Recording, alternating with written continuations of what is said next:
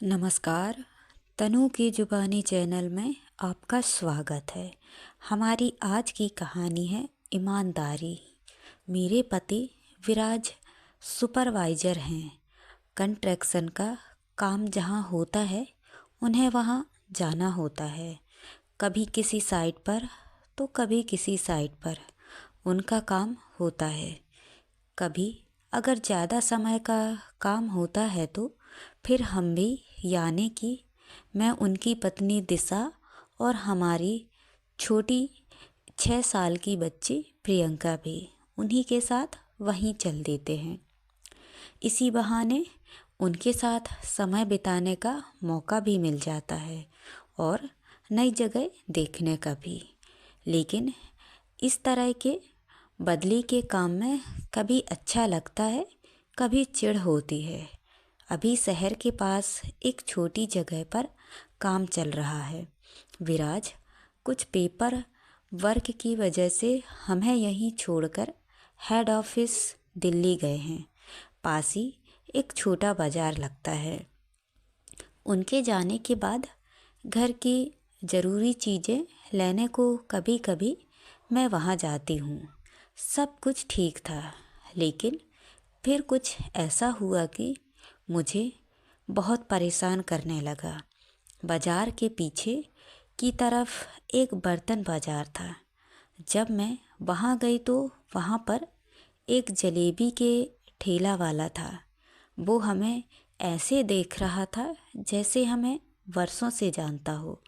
वो दिखने में कोई 48 से 50 वर्ष का होगा। जब मैं वहाँ बैठी और कुछ सामान खरीद रही थी, तब वो वहाँ आए और हमें जलेबी दिया। मैंने सोचा ले लेती हूँ, इसीलिए वो कब से देख रहे थे। मैंने वो जलेबियाँ लेकर पैसे दिए, लेकिन उन्होंने पैसे लेने से मना कर दिया। फिर वो मुझे बोले, मैडम आप यहीं रुकना, मैं आता हूँ। बिहेवियर तो अच्छा था, लेकिन एक अनजान शख्स से मुझे बात करना ठीक नहीं लगा, इसीलिए मैं वहाँ से निकल गई। मैं उस बात को भूल गई। ऐसा भी कुछ याद रखने लायक उसमें था नहीं। जब मैं 3 दिन बाद फिर वहाँ गई तो मुझे उन्हें देखकर याद आया, इसीलिए मैं उनसे बचकर वहाँ से चली गई ताकि वो मुझे देख ना पाए। मैं अपना काम ख़त्म करके घर चली गई। मैंने घर पहुंचकर दरवाज़ा बंद किया था। तभी दरवाजे की बेल बजी। मैंने जाकर दरवाज़ा खोला और मैं देखकर डर गई। दरवाजे पर वही जलेबी वाला था। उसे देखकर मैं घबरा गई और उसके कुछ बोलने के पहले ही मैंने बोला, क्या काम है? तुम मेरा पीछा कर रहे हो? बुलाऊं किसी को? दोबारा यहाँ दिखना मत। मेरे जोर से बोलने और गुस्से से वो डर गया और घबराकर भाग गया। मैंने कभी किसी को इस तरह बोला नहीं था, लेकिन मुझे ऐसा करना पड़ा। यह बात मैंने विराज को बताई। उन्होंने बोला कि मेरे आने तक अपना ख्याल रखो और मार्केट जाना मत, मैं आकर देखता हूँ। विराज 3 दिन बाद ही आने वाले थे। विराज जब आए तब अगले दिन ही हमारा फिर बाजार जाना हुआ। उन्होंने कहा कि कौन है बताओ, जरा मैं भी तो देखूं कौन है जो घर तक आया था। उन्होंने देखा उसे। वो अभी भी ठेले पर जलेबी बेच रहा था।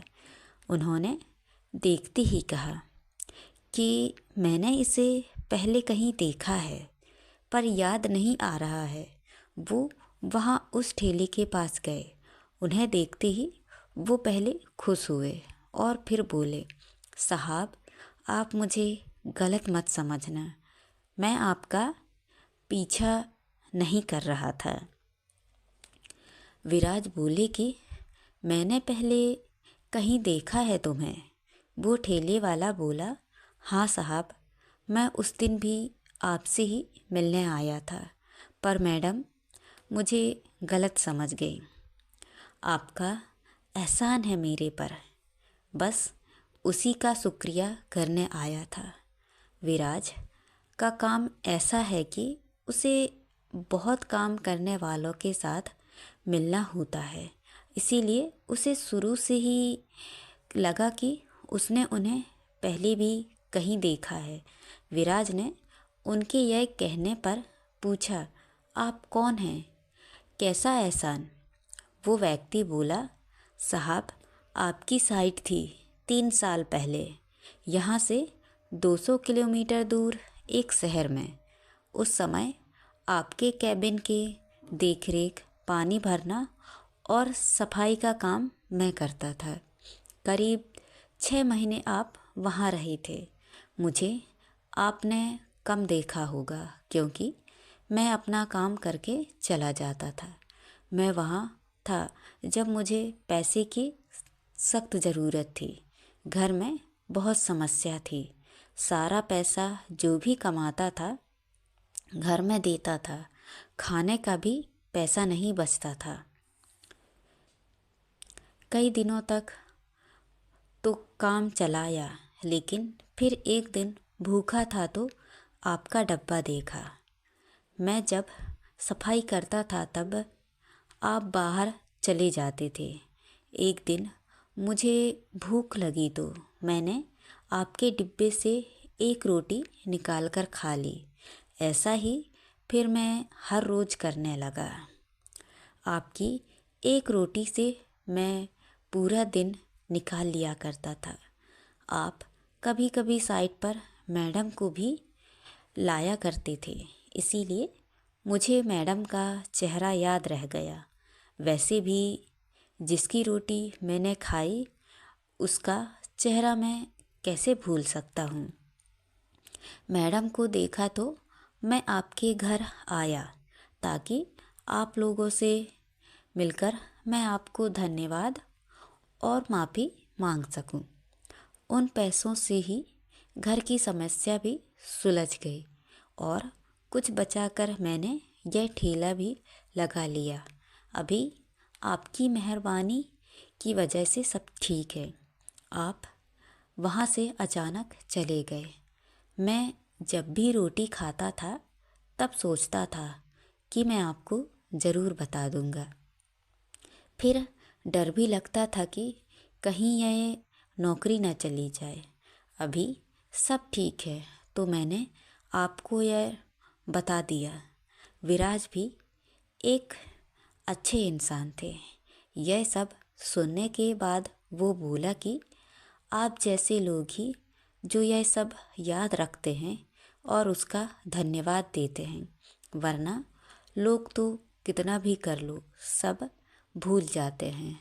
लेकिन आप अगर मुझसे कहते तो मैं आपके लिए टिफ़िन ले आता। माफ़ करना, मेरी पत्नी ने आपको गलत समझा। आप कभी घर आना खाने पर, अब चोरी से नहीं खाना होगा। वो व्यक्ति बहुत खुश हुआ कि विराज और मैं उसकी इस बात का बुरा नहीं माने। सच में उनकी आँखों में जो सच्चाई थी वो देखकर लगा कि इंसानियत अभी भी जिंदा है। ऐसे लोगों के लिए कुछ करने का मन करता है।